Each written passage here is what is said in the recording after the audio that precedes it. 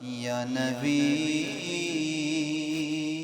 سب کرم ہے تمہارا.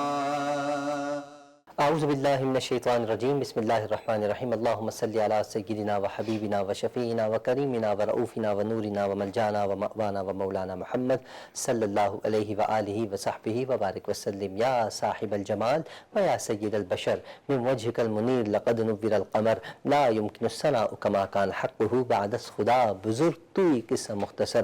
محترم ناظرین و سامعین، السلام علیکم ورحمۃ اللہ وبرکاتہ. میں ہوں آپ کا میزبان حافظ حامد رضا اور آپ دیکھ رہے ہیں پروگرام احکام شریعت. ناظرین، احکام شریعت پروگرام کرنے کا کیا مقصد ہے؟ مقصد یہی ہے کہ ہر گھر تک پیغام پہنچے کہ قرآن ہمیں کیا درس دیتا ہے، صاحب قرآن سرکار دو عالم صلی اللہ علیہ وآلہ وسلم کا کیا فرمان ہے، صحابہ کرام نے کس انداز میں زندگی گزاری، اہل بیت اعظام نے کس انداز میں اپنی شہادتیں پیش کی اور کس انداز میں زندگی گزار کر ہمیں درس دے کر جا چکے ہیں. ناظرین، ابھی محرم الحرام کا بابرکت مہینہ جاری ہے. کچھ دن پہلے کی ہی بات ہے، ایسا لگتا ہے کہ کل ہی کی بات ہے کہ ہم کربلا کا واقعہ سنتے رہے، کربلا کے حوالے سے ہم گفتگو کرتے رہے. آپ نے بھی وینس انٹرٹینمنٹ پر محرم الحرام کی اسپیشل ٹرانسمیشنز دیکھیں، اس میں آپ نے کربلا کے واقعات سنے. کیا ہم وہ واقعات سننے کے بعد بھلا دیں؟ کیا ہم صرف 10 محرم کی رات تک ان واقعات کو کوشش کریں سننے کی، اس کے بعد ہم ان سب باتوں کو بھول جائیں، اس کو خواب سمجھ لیں؟ ایسا نہیں، ایسا ہونا بھی نہیں چاہیے. ناظرین اکرام، ہمیں چاہیے، ہم نے جتنا درس سنا ہے، چاہے ہم نے کسی مجلس میں جا کر سنا ہے، چاہے مسجد میں سنا ہے، چاہے کسی محفل میں جا کر سنا ہے، کہیں بھی جا کر ہم نے سنا ہے، تو یقین جانیے زندگی تو تب ہی ہماری بدل سکتی ہے، تب ہی چینج ہو سکتی ہے. ہماری زندگی میں رونق جب ہی آ سکتی ہے، ہماری زندگی میں انقلاب جب ہی آ سکتا ہے کہ ہم ان سب باتوں میں سے کسی ایک بات کو بھی اگر ہم اپنا لیں، ایک بات کو بھی. کربلا کا واقعہ ہمیں کیا سناتا ہے، ہمیں کیا درس دیتا ہے، ہمیں کیا سکھاتا ہے؟ ہم اگر کربلا کے واقعے کی طرف بڑھیں تو یقیناً باتیں تو ہمیں کروڑوں کی ملتی ہیں، لیکن کاش کہ ہم ایک چارہ نیک کی بات پر بھی عمل کر بیٹھیں تو ہماری زندگی بن جائے، ہماری زندگی اچھے راہ پہ چل جائے، ہماری زندگی اچھے انداز میں گزر جائے. لیکن ہم وہی بات ہے کہ ایک کان سے سنتے ہیں دوسرے سے نکالتے ہیں. جو ایک کان سے سن کے دل میں جگہ دیتے ہیں، یقین جانیے ان کی زندگی بھی بنتی ہے، دنیا بھی بنتی ہے اور آخرت بھی بنتی ہے. میں اللہ کی بارگاہ میں دعا کرتا ہوں کہ اللہ پاک جو کچھ ہم نے کربلا کے حوالے سے سنا، جو کچھ ہم نے واقعہ کربلا سے سنا، اللہ اس سے ہمیں سیکھنے بھی توفیق عطا فرمائے. یقین جانیے اسی میں ہماری بھلائی ہے. اور میں یہ بھی دعا کرتا ہوں جن لوگوں نے ہم تک یہ پیغام پہنچانے کی کوشش کی ہے، اللہ ان کو بھی اس کا اجر عطا فرمائے. آج ناظرین ہمارا جمعے کا دن ہے، ظاہر سی بات ہے، اور آپ جانتے ہیں کہ جمعے کے دن کثرت کے ساتھ بارگاہ رسالت مآب میں نذرانہ عقیدت درود و سلام پڑھنا چاہیے. میں بھی کوشش کروں گا، آپ سے بھی گزارش ہے کہ آپ بھی درود و سلام کی کثرت کیجیے. اور ہم جمعے والے دن آپ کی خدمت میں پروگرام لے کر حاضر ہوتے ہیں. ہمارے ساتھ علماء کرام اور نعت خواں ہوتے ہیں جن سے ہم کلام بھی سنتے ہیں اور علماء کرام سے ہم بات چیت کرتے ہیں. اور ہمارا موضوع ہوتا ہے، آج کا ہمارا موضوع ہے نئی نسل اور دینی شعور. ہماری جو نوجوان نسل ہے، جو نئی نسل ہے، ان کے اندر کتنا دینی شعور بیدار ہو چکا ہے یا کتنا دینی شعور بیدار کرنا چاہیے، اور کس حد تک ہم اس میں کوشش کر رہے ہیں اور کس حد تک ہم اس میں ناکام اور کامیاب ہیں، اس پر ہم بات کریں گے. ہمارے ساتھ موجود ہیں ہمیشہ کی طرح خوبصورت انداز میں گفتگو فرمانے والی شخصیت، میری مراد محترم المقام جناب مفتی امتیاز حسین صاحب ہمارے ساتھ ہیں. آئیے آپ کی ملاقات کرواتے ہیں. السلام علیکم مفتی صاحب. وعلیکم السلام. مفتی صاحب کیسے مزاج، خیریت سے ہیں؟ جی الحمدللہ، اللہ آپ کا بہت مشکور، بہت شکریہ، آپ تشریف لائے، اپنا قیمتی وقت عنایت فرمایا. یقیناً ہر انسان مصروف ہوتا ہے، لیکن جب آپ ٹائم نکال کر تشریف لاتے ہیں، آپ جیسے علماء کرام تشریف لاتے ہیں، یقین جانیے دل باغ باغ ہو جاتا ہے. انشاءاللہ ہم آپ سے گفتگو کرتے ہیں، لیکن اس سے پہلے ہم کلام سننے کی سعادت حاصل کریں گے. ہمارے ساتھ موجود ہیں محمد عظیم قادری. عظیم قادری، السلام علیکم، کیسے ہیں آپ؟ وعلیکم السلام. ماشاءاللہ آپ تشریف لائے، اپنا وقت نکال کر، بہت شکریہ. میں آپ سے گزارش کروں گا آپ ہی یہ کلام سے باقاعدہ ہمارے پروگرام کا آغاز ہوا چاہتا ہے. جی یا نبی سب کرم ہے تمہارا، یا نبی سب کرم ہے تمہارا. یہ جو وارے نیارے ہوئے ہیں، اب کمی کا تصور بھی کیسا، جب سے منگتے تمہارے ہوئے گئے. نبی سب کرم ہے تمہارا، یہ جو بارے نیارے ہوئے گئے، یہ جو بارے نیارے ہوئے گئے، اب کمی کا تصور بھی کیسا، سبحان اللہ۔ جب سے منگتے تمہارے ہوئے ہیں، یا نبی سب کرم ہے تمہارا، یہ جو بارے نیارے ہوئے گئے، اور کوئی منہ نہ لگاتا تھا ہم کو، پاس تک نہ بٹھاتا تھا ہم کو، پاس تک نہ بٹھاتا تھا ہم کو، جب سے تھاما ہے دامن تمہارا میرے آقا، جب سے ہمارے ہوئے گئے، یا نبی سب کرم گئے، وہ گئے نیک نامی، آل زہرا کی کر لو غلامی،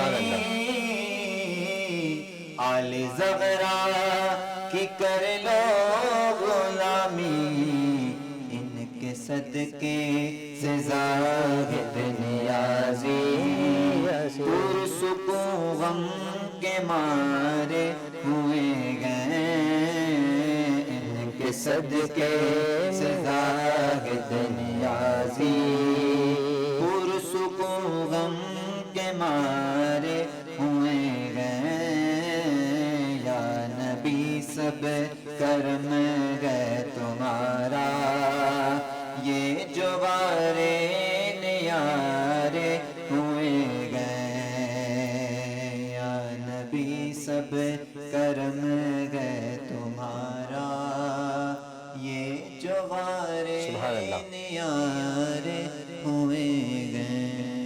ماشاءاللہ، سبحان اللہ۔ بے شک یا نبی سب کرم ہے تمہارا، یہ جو کچھ بھی ہے سب سرکار دو عالم صلی اللہ علیہ وآلہ وسلم کا کرم ہی تو ہے۔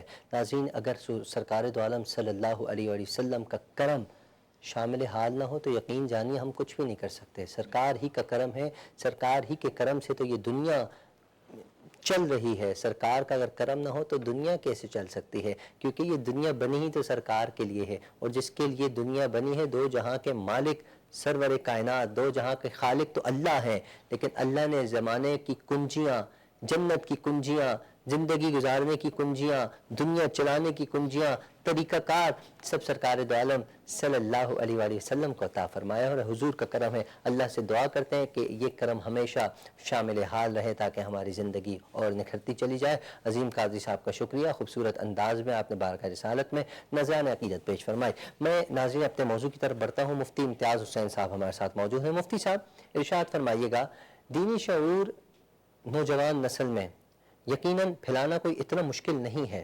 لیکن اس وقت ہم جس پلیٹ فارم پر موجود ہیں، چاہے وہ سوشل میڈیا ہو، الیکٹرانک میڈیا ہو، پرنٹ میڈیا ہو، میڈیا بہت زیادہ ہے، علماء اکرام بھی بہت زیادہ ہیں، مساجد بھی بہت زیادہ ہیں۔ اب تو مشکل ہونا ہی نہیں چاہیے، پہلے زمانے میں مشکل ہوا کرتا تھا، مساجد نہیں ہوتی تھیں، کوئی اس طرح کے پلیٹ فارم نہیں ہوا کرتے تھے، لیکن اس کے باوجود دیکھا جاتا ہے کہ تھوڑا یہ شعور دلانے میں مشکلات بھی پیش آتی ہیں۔ کیا وجہ ہے؟ یہ اس پر تو ہم بعد میں کریں گے، لیکن میں چاہتا ہوں پہلے یہ ارشاد فرمائیے کہ اس کا پہلا قدم کیا ہے، کس طریقہ سے اس چیز کو آغاز کرنا چاہیے، ارشاد فرمائیے گا۔ بسم اللہ الرحمن الرحیم۔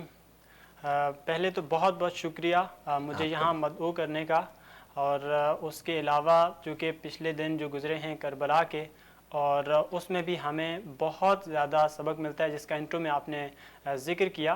اس کے ساتھ ساتھ اس موضوع کی اہمیت بہت زیادہ ہے، کیونکہ دینی شعور اور ہمارے نوجوان نسل اور اس کا فقدان کیوں ہے، یا اس گیپ کو کیسے فل کر سکتے ہیں، تو یہ بہت امپورٹنٹ ہے ہماری سوسائٹی کے اندر۔ اور جب ہم دینی شعور کی بات کریں تو اس کو امپلیمنٹ کرنا یا اس کا پہلا قدم کیا ہونا چاہیے، یہ نبی اکرم صلی اللہ علیہ وسلم کی زندگی میں ہمیں پورا ملتا ہے، کیونکہ نبی اکرم صلی اللہ علیہ وسلم کی زندگی کی 2 ڈائمنشنز ہیں۔ پہلی ڈائمنشن یہ ہے کہ نبی اکرم صلی اللہ علیہ وسلم کو وہ تھیوری جو اللہ تعالیٰ کی طرف سے کتاب اللہ کی صورت میں ملی ہے، اور اس تھیوری کو، کیونکہ کوئی بھی تھیوری ہوتی ہے اس کو جب تک امپلیمنٹ نہ کیا جائے، جب تک اس کو سوسائٹی میں لاگو نہ کیا جائے تو اس تھیوری کی کوئی حیثیت نہیں ہوتی۔ لیکن یاد رکھیں کہ اللہ تبارک و تعالیٰ کی طرف سے بھیجا ہوا وہ کلام، اس کو امپلیمنٹ کرنے کے لیے نبی اکرم صلی اللہ علیہ وسلم اور اہل بیت اطہار کی زندگی ہمارے لیے نمونہ ہے، جس کو قرآن مجید نے کہا ہے لَقَدْ كَانَ لَكُمْ فِي رَسُولِ اللَّهِ أُسْوَةٌ حَسَنَةٌ۔ اور نبی اکرم صلی اللہ علیہ وسلم کی زندگی کی دوسری جو ڈائمنشن ہے اسے کہتے ہیں پریکٹیکل، اور وہ پریکٹیکل نبی اکرم صلی اللہ علیہ وسلم نے 40 سال کی زندگی کے بعد 23 سال کی زندگی میں مکمل کر کے دکھایا۔ اس میں مکی زندگی ہے 13 سال کی اور 10 سال کی مدنی زندگی ہے۔ اب میں آپ کے سوال کی طرف واپس لوٹوں گا کہ دینی شعور کو اگر ہمارے نوجوانوں میں، ہمارے معاشرے میں بیدار کرنا ہے، اس کا پہلا قدم کیا ہونا چاہیے؟ تو یاد رکھیے اس کا پہلا قدم نبی اکرم صلی اللہ علیہ وسلم نے اپنے آخری ایام میں جاتے ہوئے خود فرما دیا تھا، فرمایا ترکت فیکم امرین، میں تمہارے درمیان 2 چیزیں چھوڑ کر جا رہا ہوں، کتاب اللہ و سنتی، اللہ کی کتاب اور میری سنت۔ اب یاد رکھیں اگر ہم اپنے اندر، ہمارے گھروں میں، ہمارے معاشرے میں اگر ہم دینی شعور بیدار کرنا چاہ رہے ہیں تو اس بیداری کا پہلا قدم انہی 2 چیزوں سے آغاز کیا جائے گا، کتاب اللہ سے اور سیرت مصطفیٰ صلی اللہ علیہ وسلم سے۔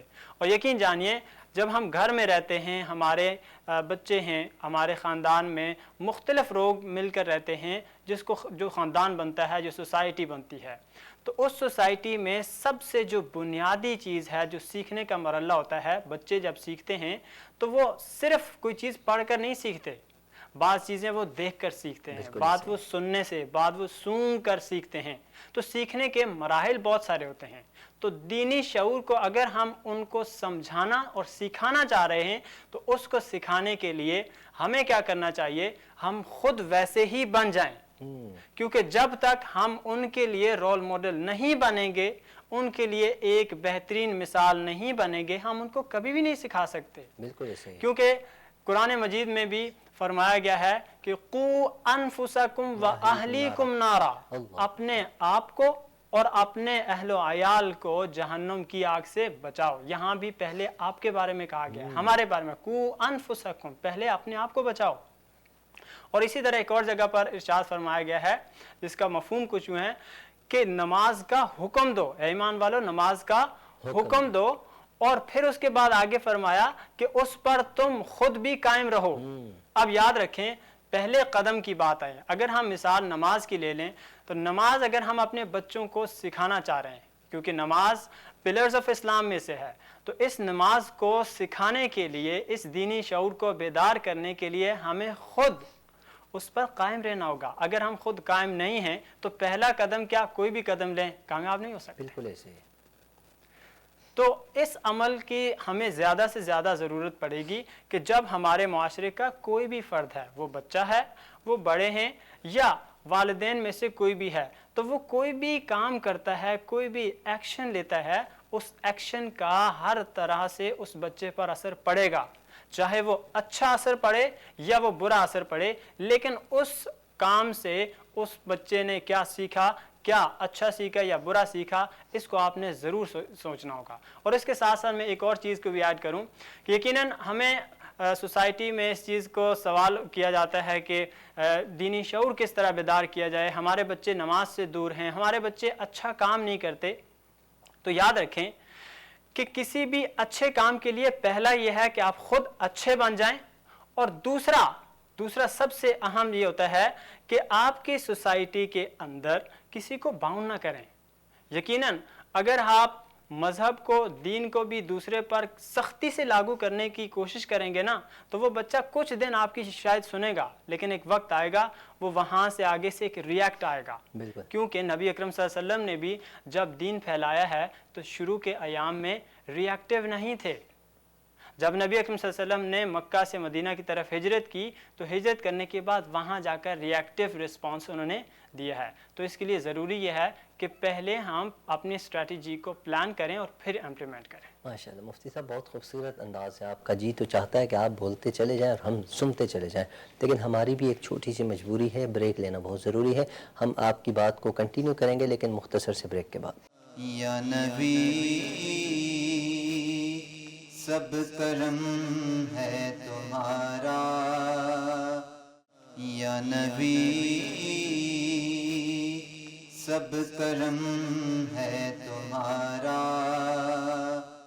ویلکم بیک ناظرین، آپ دیکھ رہے ہیں پروگرام احکام شریعت. میں ہوں آپ کا میزبان حافظ حامد رضا. ہمارے ساتھ علماء کرام اور نعت خواں حضرات موجود ہیں.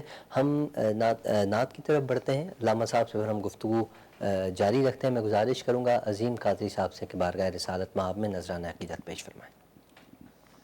حضور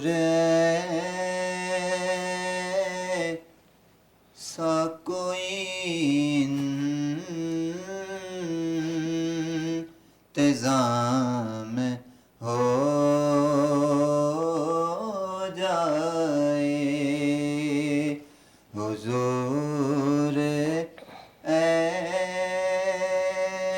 ایسا کوئی انتظام ہو جائے. سلام کے لیے غازِ غلام ہو جائے. حضور سا کوئی انتظام ہو جائے. سلام کے لیے حاضر غلام ہو جائے. سبحان اللہ. تجلیات سے بھر لو میں اپنا کاسۂ جان.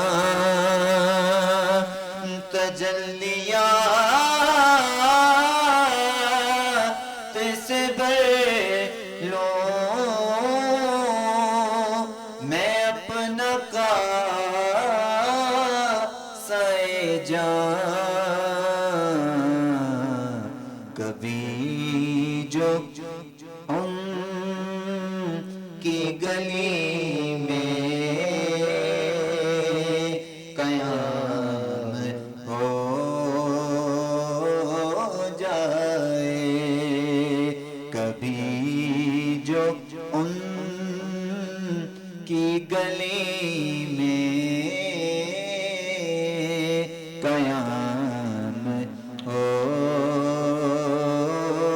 جائے. حضور آپ جو سن لے تو کچھ نہیں مشکل. حضور آپ جو سن لے تو کچھ نہیں مشکل. حضور آپ جو کہہ دیں تو کام ہو جائے. حضور آپ جو کہہ دیں تو کام ہو جائے. مزہ تو جب ہے فرشتے یہ قبر میں کہہ دے مزہ تو جب ہے فرشتے یہ قبر میں کہہ دے سبیح مد ہے خیر انام ہو جائے سلام کے لیے حاضر غلام ہو جائے. ماشاءاللہ سبحان اللہ، بہت خوبصورت انداز میں بارگاہ رسالت مآب میں نذرانہ عقیدت پیش فرما رہے تھے محمد عظیم قادری صاحب. اللہ آپ کی آواز میں اور برکت عطا فرمائے. ناظرین، کچھ کلام ایسے ہوتے ہیں جو آپ کے دل پر جا کر لگتے ہیں. کچھ شاعر ایسے ہوتے ہیں جب وہ ایسے کلام لکھتے ہیں تو یقیناً ان کی کیفیت بھی دیکھنے والی ہوا کرتی ہے. یہ کلام سید صبی الدین صبی رحمانی جو عاشق رسول اور ماشاءاللہ کمال کے ثناخواں ہیں، سینئر ثناخواں، اللہ کریم کی بارگاہ میں ہم دعا کرتے ہیں کہ اللہ پاک انہیں ہمیشہ سلامتی نصیب فرمائے، صحت والی لمبی زندگی عطا فرمائے. وہ اسی طرح کلام لکھتے چلے جائیں، کلام پڑھتے چلے جائیں، ہم انہیں دیکھ کر انہیں سن کر ہم بھی پڑھنے کی کوشش کرتے چلے جائیں. اللہ کی بارگاہ میں دعا ہے کہ اس طرح کے شعراء جو اس انداز میں کلام لکھتے ہیں اللہ ان سب کو صحت عطا فرمائے. ناظرین، آج کل معذرت کے ساتھ کیونکہ بہت سے ہمارا موضوع یہ نہیں ہے لیکن بہت سا بگاڑ آ گیا ہے. شاعری کا کچھ پتہ ہی نہیں ہوتا، پڑھنے والے کو بھی نہیں پتہ کہ میں پڑھ کیا رہا ہوں، اور لکھنے والے تو سبحان اللہ سے دعا کرتے ہیں کہ اللہ پاک ایسے لکھنے والوں سے ہدایت عطا فرمائے. اور جس طرح کے ہمارے یہ لکھنے والے موجود ہیں، دور حاضر میں موجود ہیں، جو دنیا سے جا بھی چکے ہیں، لیکن ہم ان کے کلام کو آج بھی جب وہ پرانے کلام ہم پڑھتے ہیں سنتے ہیں تو ایسا لگتا ہے تر و تازہ کلام ہے، کیونکہ اس میں روحانیت تھی. آج روحانیت ہمیں نظر نہیں آتی. ہم اللہ کی بارگاہ میں دعا کرتے ہیں کہ اللہ پاک ہمیں ایسے روحانیت سے بھرپور کلام پڑھنے اور ایسے روحانیت سے بھرپور شعراء کی خدمت میں بیٹھنے کی توفیق عطا فرمائے. اور جو ہمارے اس دنیا میں موجود نہیں، جو لکھ کر جا چکے ہیں، جن کے کلام میں تاثیر ہے، روحانیت ہے، اللہ ان کی بے حساب مغفرت فرمائے. ناظرین، ہمارا موضوع کی طرف بڑھتے ہیں. علامہ مفتی امتیاز حسین صاحب ہمارے ساتھ موجود ہیں. مفتی صاحب، دور حاضر میں اگر ہم بات کرتے ہیں، سوشل میڈیا بہت عام ہے. آپ دیکھتے ہیں ہر انسان کے پاس ایک نہیں دو موبائل ہیں، دو نہیں تو ایک تو ہے ہی ہے. جس کے پاس نہیں ہے وہ بھی کوشش میں لگا ہوا ہے کہ کہیں کچھ ہاتھ میں آ جائے، کوئی پیسے شیسے آ جائے، میں بھی کوئی ہلکا پھلکا موبائل لے لوں ٹچ اسکرین والا. اب ٹچ ہے تو وہ بھی آئی فون کے چکر میں ہاں، جس کے پاس ہے وہ کوشش کر رہے کہ کچھ زیادہ سے زیادہ. آج کل لوگوں کے پاس دو ہیں، اس کے باوجود وہ کہتے ہیں کہ تیسرا بھی لے لیں. اللہ سب کے لیے آسانیاں پیدا فرمائے. وہ ایک الگ بات ہے کہ یہ ایک بیماری ہے، لیکن دیکھا جائے تو دور حاضر میں ضرورت بھی اسی کی ہے. ہم موبائل ایپس کی بات کر رہے ہیں. موبائل ایپس میں آپ جب دیکھتے ہیں ہر طرح کی ایپس آپ کو ملتی ہیں، اس میں اسلامک ایپس بھی ہیں. اب جب ہم اتنے کنیکٹ ہو چکے ہیں موبائل کے ساتھ، ہمارا ہر وقت موبائل کے ساتھ تعلق ہے، رات کو سوتے وقت بھی کوشش ہوتی ہے کہ قریب رکھیں. بہانہ الارم کا ہوتا ہے، لیکن وہ دراصل ہم منصوبے سے ہو چکے ہیں، کنیکٹ ایسے ہو چکے ہیں کہ الگ ہونا تھوڑا سا مشکل ہے. جس دن نیٹ ورک بند ہو جائے یا کچھ ایسا سلسلہ ہو جائے تو یقین جانیے اگلے دن سب کہہ رہے ہوتے ہیں یار بڑا سکون سے دن گزرا تھا، بڑا مزہ آیا تھا. اس میں بھی شامل ہوں، میں بھی کہتا ہوں سر میں ہی درد نہیں ہوا، کیونکہ ہم نے تھوڑا موبائل کو سائڈ پہ رکھا ہے. تھوڑا احتیاط تو ہمیں کرنی چاہیے، لیکن میں اس پر نہیں جا رہا، اس پر بات نہیں کر رہا. موضوع پر بڑھتے ہیں، موضوع کی طرف بڑھتے ہیں. مفتی صاحب، ایپس بہت زیادہ ہیں، کیا نوجوان نسل ان ایپس سے بھی مستفید ہو سکتی ہے؟ کیا فرماتے ہیں آپ؟ بالکل، چونکہ جو دینی شعور ہے اور اس وقت سوسائٹی، چونکہ سوسائٹی کا یہ ایک ڈگر ہے، وہ ہمیشہ سوسائٹی بدلتی رہتی ہے اور اس کے اندر جو چینجز آتی ہیں day to day society modern ہوتی جا رہی ہے. اور اس کے اندر جو ایڈوانسمنٹ ہیں، جو ٹیکنالوجی ہے موبائل ایپس کی صورت میں، اور بہت ساری ایسی ایڈوانس ٹیکنالوجی آ گئی ہیں جس کی وجہ سے سوسائٹی کے پورے پیراڈائم چینج ہو چکے ہیں. اور جب ہم موبائل ایپس کی بات کریں تو یاد رکھیں موبائل ایپس میں اچھی بھی ایپس ہیں، بری بھی ایپس ہیں. اور جب تک آپ ان ایپس کو یوز نہیں کریں گے، یہ نہ تو آپ کو فائدہ دیں گی نہ آپ کو نقصان دیں گی، کیونکہ اٹ سیلف نہ تو یہ اچھی ہیں نہ یہ بری ہیں. یہ میٹر کرتا ہے آپ اس کو یوز کیسے کرتے ہیں. علم حاصل کرنا چونکہ ہر مسلمان مرد و عورت پر فرض ہے. اب اس کا حصول کسی خاص چیز کے ساتھ فکس نہیں کیا گیا. یہ نہیں کہا گیا کہ صرف آپ نے اس چیز سے ہی سیکھنا ہے. سیکھنے کے لیے قرآن مجید میں مختلف طرح کے جملے، مختلف طرح کے الفاظ کو استعمال کیا گیا ہے، جن میں سے کہا گیا افلا یعقلون، کیا تم عقل نہیں رکھتے؟ افلا یتدبرون، کیا تم تدبر، غور و فکر نہیں کرتے؟ تو اب سیکھنے کے مراحل کو کمپلیٹ کرنے کے لیے قرآن، احادیث، اور اب چونکہ جب سوسائٹی چینج ہو گئی ہے تو سوسائٹی کے اس چینجنگ میں وہی چیزیں جو قرآن ہے، جو احادیث ہیں، اور بہت ساری اچھی معلومات ہیں، اسلامی تاریخ ہے، ان ساری چیزوں کو اگر آپ موبائل ایپس کے ذریعے بھی سیکھتے ہیں، سمجھتے ہیں تو یہ بہت اچھا ہے، کیونکہ یاد رکھیں چاقو، اس سے آپ دو کام کر سکتے ہیں، اس سے آپ فروٹ بھی کاٹ سکتے ہیں اور اس سے آپ کسی کو نقصان بھی پہنچا سکتے ہیں۔ بالکل ویسے ہی یہ موبائل آپ کے پاس ہے، بلکہ ہر شخص کے پاس اس وقت موبائل ہے۔ اب یہ ڈیپینڈ کرتا ہے کہ وہ اس موبائل کا یوزیج کیسے کرتا ہے، اس میں سوشل سائٹس میں وہ کیا دیکھتا ہے، یا وہ اپنی لرننگ پرپز کے لیے وہ یوز کرتا ہے، یا وہ اسٹڈی میں کسی اور چیز کے لیے وہ استعمال کرتا ہے، بزنس پرپز کے لیے استعمال کرتا ہے۔ بالکل ویسے ہی بہت ساری ایپس ایسی بنی ہوئی ہیں جس میں آپ کو بہت ساری چیزیں جو آتھینٹک ہیں، ریسرچ کی ہوئی ہیں، وہ آپ کو اس چھوٹے سے موبائل اسکرین کے اندر ہی مل جائیں گی۔ اگر چونکہ ہر دن ریسرچ کرنا جتنا پہلے مشکل تھا اب آسان ہو چکا ہے، آپ کے ایک کلک پر ہے۔ آپ ایک چیز سرچ کرنا چاہ رہے ہیں، آپ کو مختلف ریسورسز سے، مختلف جگہوں سے آپ کو بہت ہی آتھینٹک ملے گا، اور آپ اس کا کراس کمپیریزن بھی کر سکتے ہیں کہ کیا یہ چیز، اس کی ورتھ کیا ہے، اس کا سٹیٹس کیا ہے۔ تو اس کو چیک کرنے کے لیے جہاں موبائل کے یوزیج، آپ کے پاس موبائل ہے، موبائل کے جہاں بیڈ یوزیج ہیں وہیں آپ کو پازیٹیو یوزیج بھی ہیں۔ اب یہ ڈیپینڈ کرتا ہے آپ اس کو یوز کیسے کرتے ہیں۔ تو موبائل کے اندر جو ایپس بنی ہوئی ہیں، ان ایپس کو اگر آپ استعمال کریں گے قرآن کو سمجھنے کے لیے، حدیث کو سمجھنے کے لیے، ایون ان کے اندر جو صرف، نحو اور بہت ساری کمپلیکیشنز ایسی تھی جن کو سمجھانا، جس کے لیے بہت دور دور تک علماء کرام جایا کرتے تھے، لیکن آج آپ کے پاس موجود ہے۔ اب یہ ڈیپینڈ کرتا ہے کہ آپ اس سے مستفید ہوتے ہیں یا نہیں ہوتے۔ اچھا مفتی صاحب، ایک سوال ذہن میں آیا گفتگو کے دوران ہی، ہم نے دیکھا ہر والد، ہر والدہ، والدین کی اگر ہم بات کرتے ہیں، جی ماشاءاللہ مفتی صاحب بہت خوبصورت آپ نے گفتگو فرمائی، لیکن آپ کی گفتگو کے دوران ایک سوال میرے ذہن میں ایک دم سے آ گیا۔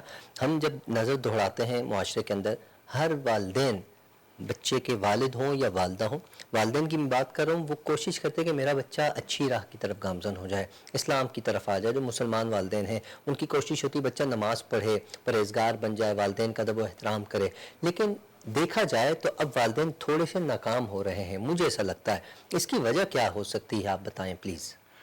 بہت خوبصورت چیز کی طرف آپ نے اشارہ کیا۔ یقین جانیے اس دور میں والد، کہنا تو نہیں چاہیے جس کا والد جتنا بھی برا ہو، لیکن یقین جانیے کوئی بھی والد اپنی اولاد کے لیے یہ کبھی نہیں چاہے گا کہ میری اولاد بری ہو۔ وہ یہی چاہے گا کہ میری اولاد اچھی ہو، وہ نماز پڑھنے والی ہو، وہ دوسروں کا خیال رکھنے والی ہو، اس کے اخلاق اچھے ہونے چاہیے، ایک اچھا انسان ہونا چاہیے۔ یہ ہر والد کی خواہش ہے، لیکن آج بدقسمتی سے ہم دیکھتے ہیں کہ وہ والدین جو اپنی اولاد کو اچھا دیکھنا چاہ رہے ہیں، اچھا بنانا، ایک اچھا انسان بنانے کی کوشش کرتے ہیں، وہ آج ناکام ہو رہے ہیں۔ اس کی بنیادی وجہ یہ ہے کہ جو پیچھے میں نے اس کا ذکر بھی کیا کہ فیل اس وجہ سے ہو رہے ہیں کیونکہ لیکنگ یا خامیاں ان کے اپنے اندر موجود ہیں۔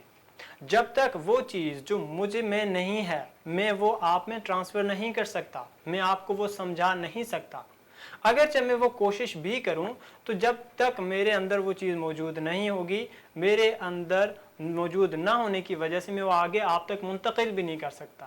تو اس کے لیے ضروری یہ ہے کہ وہ والدین جو اپنے بچوں کو ایک نیک انسان، ایک اچھا انسان بنانے کی کوشش کر رہے ہیں، پہلے وہ اپنا محاسبہ کریں، کیا میں خود ایک اچھا انسان ہوں؟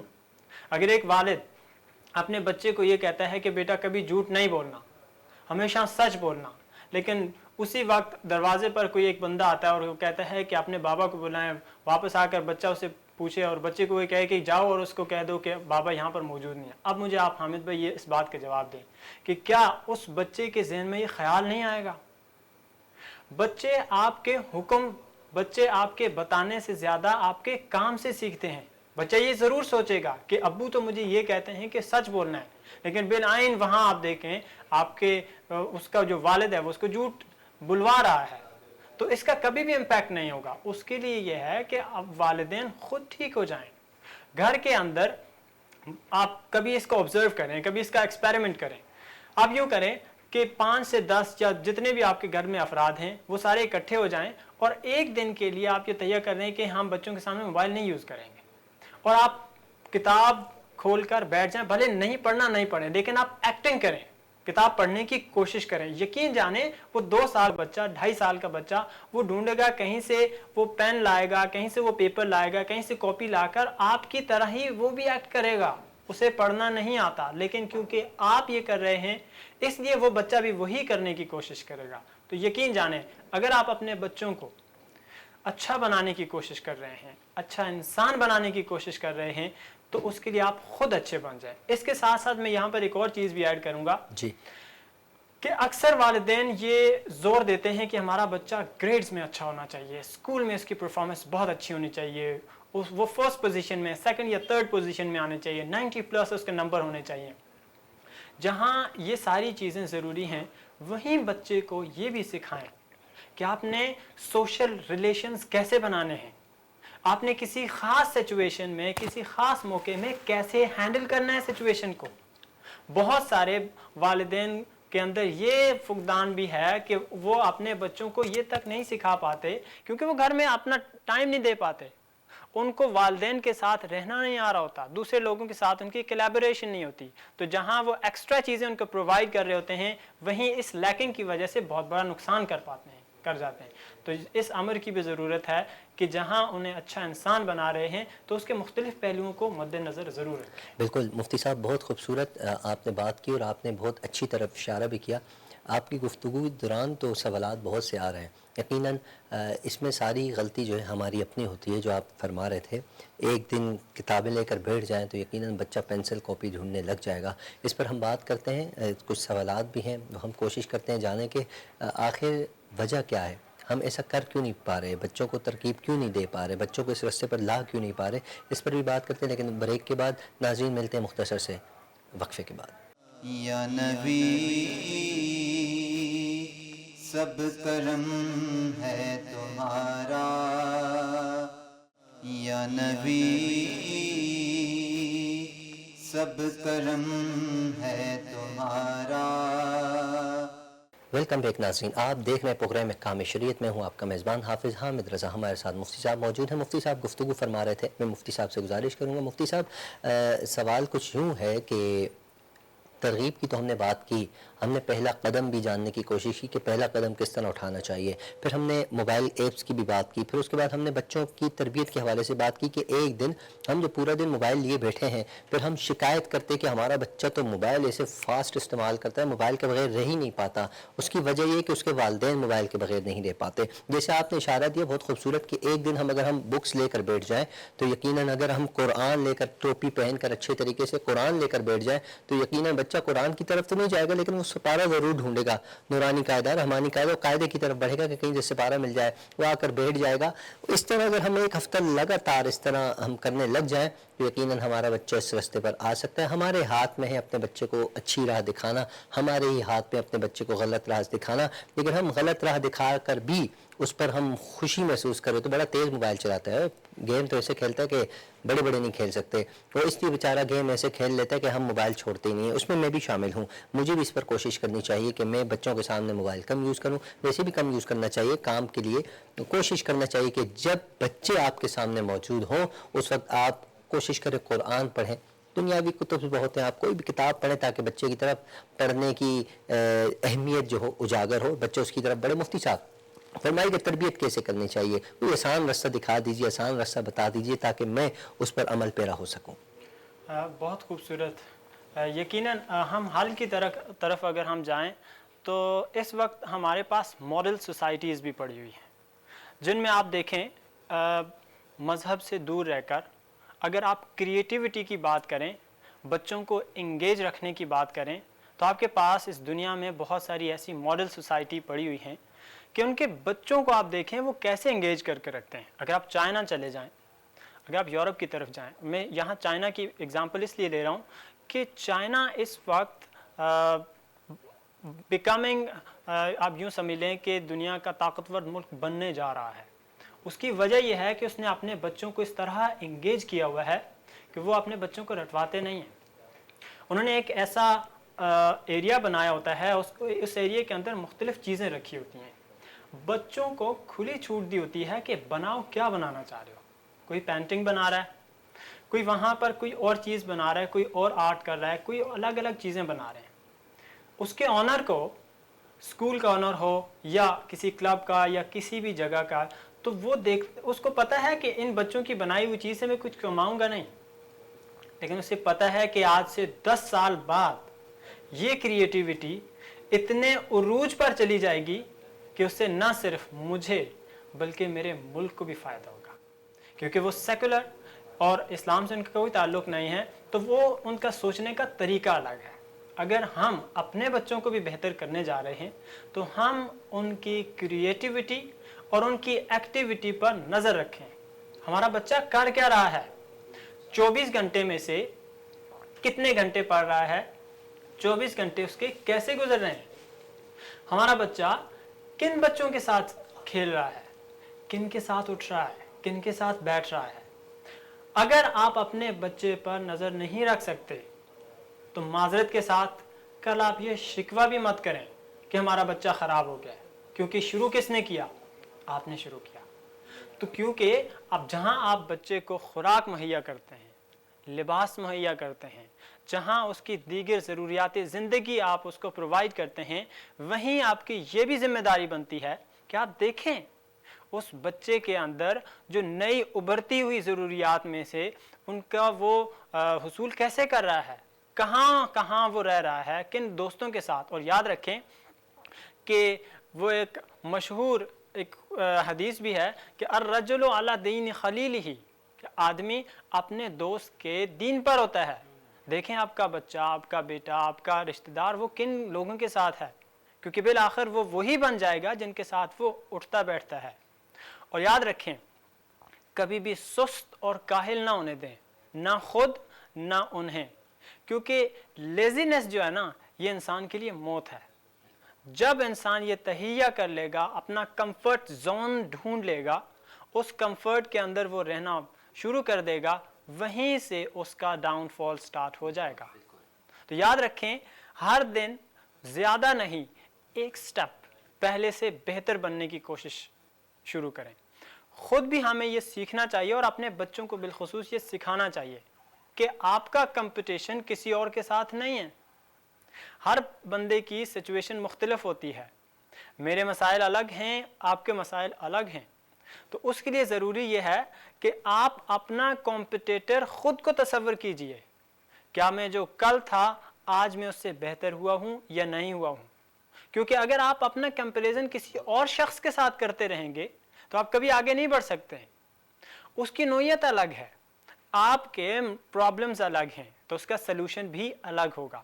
لہٰذا اس امر کی ضرورت ہے کہ ہمیشہ اپنا کمپٹیٹر خود کو جانیں اور خود پر خود نظر رکھ کے آپ بہتری کی طرف جائیں اور روزانہ ایک سٹیپ بہتر کرنے کی کوشش کریں، وہ مورل ہو، اسپرچول ہو، ایتھیکل ہو یا کسی بھی لحاظ سے ہو۔ ہر لحاظ سے اگر ہم ایک ایک سٹیپ بہتر کرنے کی کوشش کریں، یقین جانیے آپ خود بھی سکون میں رہیں گے اور آپ کو لگے گا کہ ہاں میں ایک اچھی زندگی گزار رہا ہوں۔ اس سے کیا ہوگا، ہمارا کمفرٹ زون ختم ہو جائے گا۔ جب کمفرٹ زون ختم ہو جائے گا تو ہمیں پتہ ہوگا کہ ہمارا اپنا محاسبہ کیا ہے، کیا میں وقت ضائع تو نہیں کر رہا ہوں، کیا میں اپنے گھر کے اندر ایک اچھا بھائی ہوں، ایک اچھا شوہر ہوں، یا اپنے پڑوسیوں کے لیے ایک اچھا پڑوسی ہوں۔ جب یہ ساری چیزیں ہمارے ذہن میں ہوں گی تو یقین جانیے آٹومیٹکلی ہم اپنے بچوں کی تربیت بہت اچھے سے کر پائیں گے۔ ہمارا فوکس ان چیزوں پر ہے جن پر نہیں ہونا چاہیے، تو اپنے آپ کو جب ہم بہتر کریں گے بہت ساری چیزیں آٹومیٹکلی خود ہی ٹھیک ہو جائیں گی۔ اچھا مفتی صاحب، بچوں کو کم عمری میں ہی اگر ہم دین کی طرف گامزن کرتے ہیں، دینی تعلیم کی طرف گامزن کرتے ہیں، تو کیا وہ بچوں کی ذہنی نشو و نما کے لیے بہتر ہے؟ کیا فرماتے اس حوالے سے؟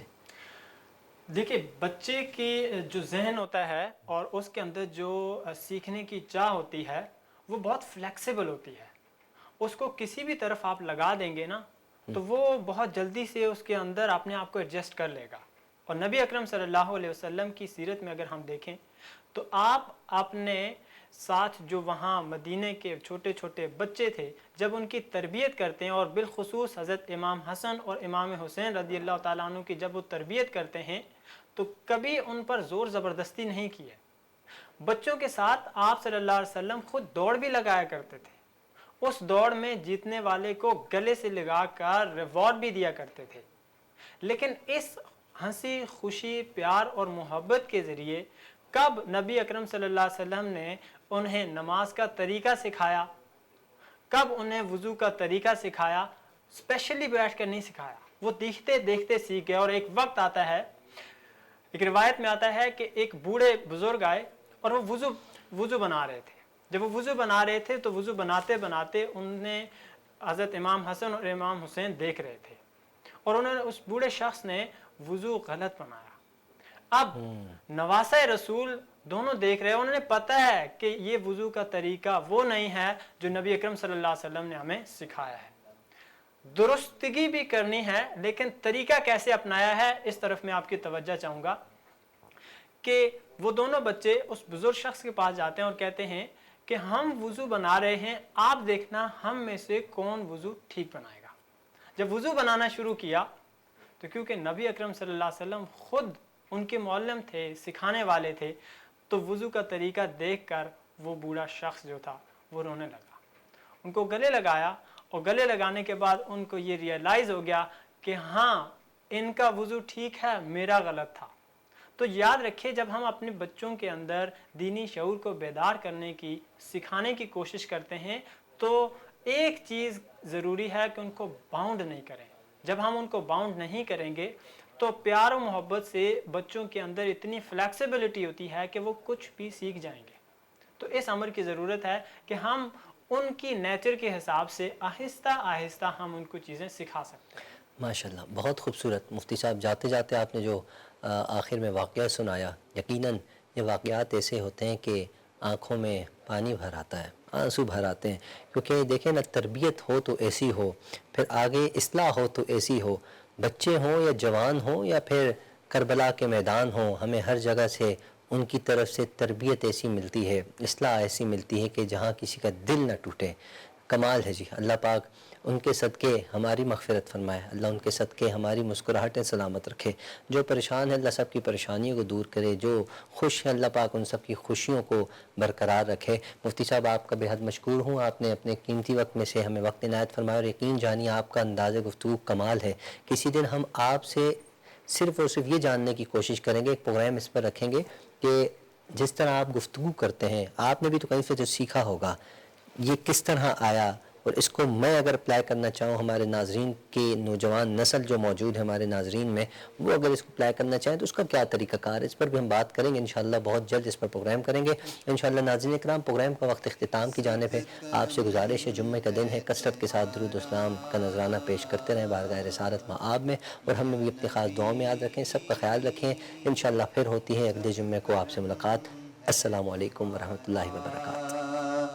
یہ جوارے نیارے ہوئے ہیں, اب کمی کا تصور بھی کیسا, جب سے منگتے تمہارے ہوئے ہیں.